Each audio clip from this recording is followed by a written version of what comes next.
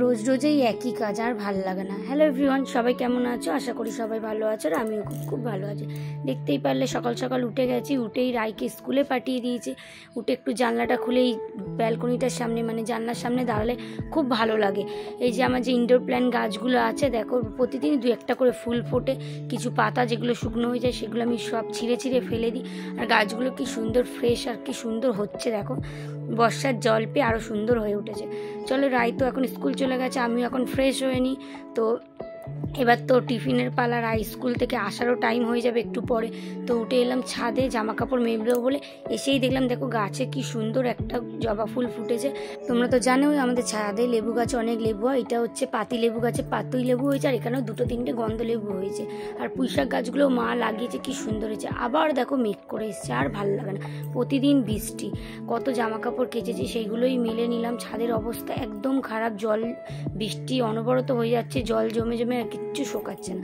চলো ঝটপট করে আমি একটুখানি খেয়ে নিই, যেহেতু আমি কোনো চাটা খাই না। এর জন্য হচ্ছে আমার রুটিন হচ্ছে এক গ্লাস জল একটা বিস্কিট। ফার্স্টে আমি এটাই মুখ টুক ধুয়ে এটাই খাই, কেন আমি কোনো চাটা খাই না। চলো এবার রায়ের জন্য টিফিনে বসাবো। ওই দেখো বলতে বলতে রায়ও স্কুল থেকে চলে এলো। ওর বাবা গেছিলো আনতে, ও এবার বাড়ি আসবে, এসেই বলবে কি খাবো টিফিনে। তো আজকে ওর জন্য একটুখানি সিদ্ধ ভাত বানাবো।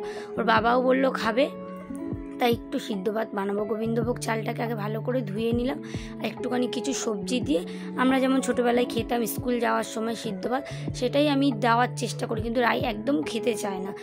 আমরা যেমন সুন্দর করে সোনামুখ করে খেয়ে নিতাম, মা বাবা দিয়ে যা দিত, কিন্তু এখনকার বাচ্চারা একদমই তাই নয়, ওদের নিজেদের জেদটাই বজায় রাখে সবসময়। তাও চেষ্টা করি মানে সপ্তাহে দুদিন অন্তত সিদ্ধ ভাতটা দেওয়ার। এখানে আমি পেঁপে, কুমড়ো, আলু আর একটু কাঁচা লঙ্কা দিয়ে সিদ্ধ ভাতটা বসিয়ে নিলাম। চলো ততক্ষণ হতে থাকুক। আমি রাই স্কুল থেকে এসছে, কি পড়া টড়া হয়েছে সেগুলো জেনে নিই। তো দেখতেই পাচ্ছ এখানে আমার সিদ্ধ ভাত রেডি। চলো এখানে আমি ওর বাবাকে একটু খেতে দিয়ে দিলাম, আর এখানে ওই রায়ের জন্য বেড়ে নেবো, নিয়ে ওকে খাইয়ে দেবো। তো ভিডিওটা আমি বেশি বড় করলাম, প্রতিদিন আমি সকালে কি কাজ করি আজকে আমি তোমাদের সাথে সেটাই শেয়ার করলাম।